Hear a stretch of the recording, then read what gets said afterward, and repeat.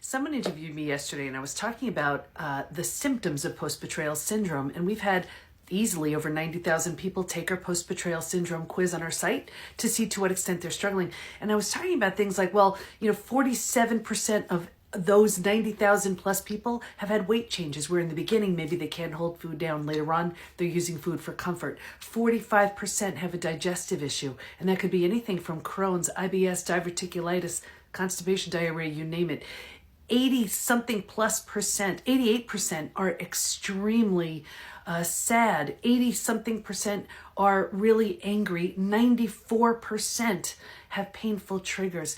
These stats are staggering. And then what she was really surprised at was this. I told her, think about it. Every stat I shared, there was nothing 20%, 30%. These numbers are really high. Here's the crazy part. These statistics aren't even necessarily from a recent betrayal.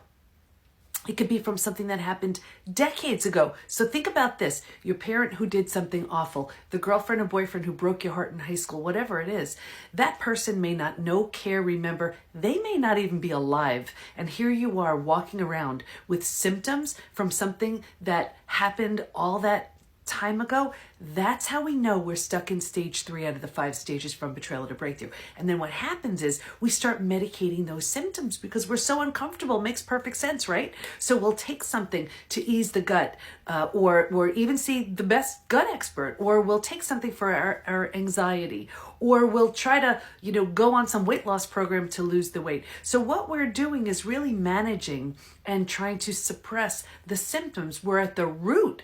The root is the unhealed betrayal. So if you want to heal from all of those symptoms that you're medicating, suppressing, get to the root, which is the unhealed betrayal. That quiz also showed and also proved that we've all heard time heals all wounds. That's not the case. There's a question on the quiz that says, is there anything else you'd like to share? And people write things like, my betrayal happened 35 years ago.